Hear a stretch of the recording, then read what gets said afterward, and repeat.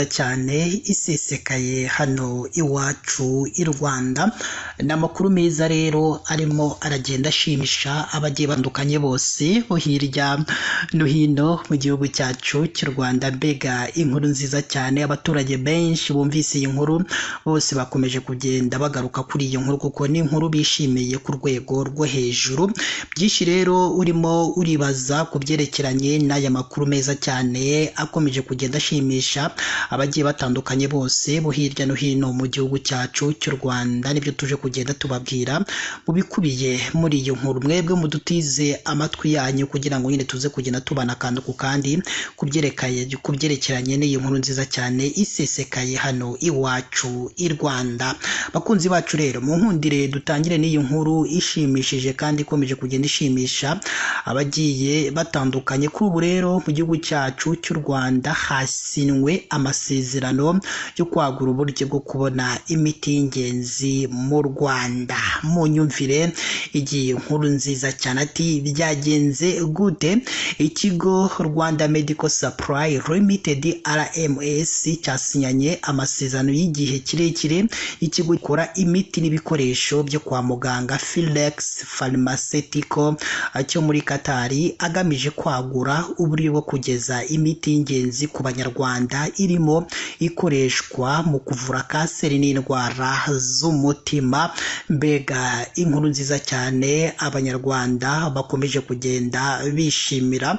Aya masezerano rero yatangajwe na ambasaderi y'u Rwanda muri Katari, niyo yatangaje amasezerano ku rubuga rwayo rwa X, ivuga ko ari intambwe nshya mu gukomeza ubufatanye mu rwego rw'ubuzima hagati y'ibihugu byombi. Umuhango wo gusinya wabereye i Doha muri Katari witabirwa na ambasaderi Igor Marara. Uretse RMS, Philex Pharmaceutical yasinyanye kandi amasezerano y'ubufatanye n'uruganda Labophar Limited rwo mu Rwanda, agamije kwagura imikoranire mu kugeza imiti itandukanye mu Rwanda. Aya masezerano kandi yashyizweho umukono na Pascal Gatete, umuyobozi wa Labophar, ndetse na Uwase Muhammad, umuyobozi wa Philex.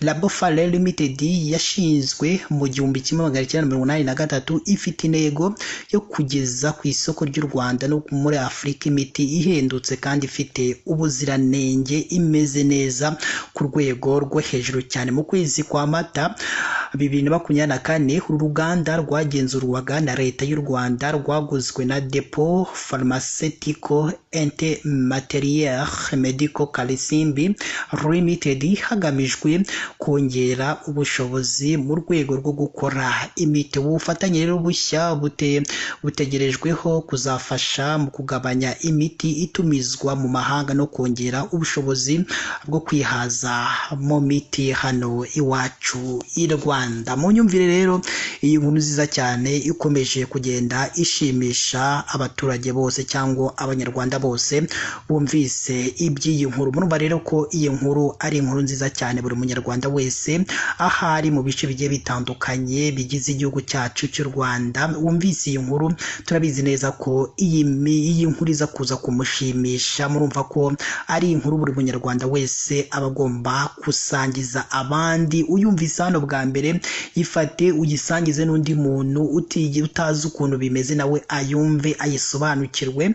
Murumva ko rero harimo ibintu byiza kandi bigomba kugira akamaro buri munyarwanda wese. Bakunzi bacu rero, mu nkundire dusoreze hano n'iyi nkuru nziza cyane kandi ikomeje kwishimirwa n'abanyarwanda benshi bagiye batandukanye. Reka tubabwira ati mukomeze mugire ibihe byiza kandi Imana ikomeze ibane namwe kandi mukomeze mwishimire iyi nkuru nziza cyane. Ngewe nitwa François Shimiyimana, Imana ikomeze ibane namwe.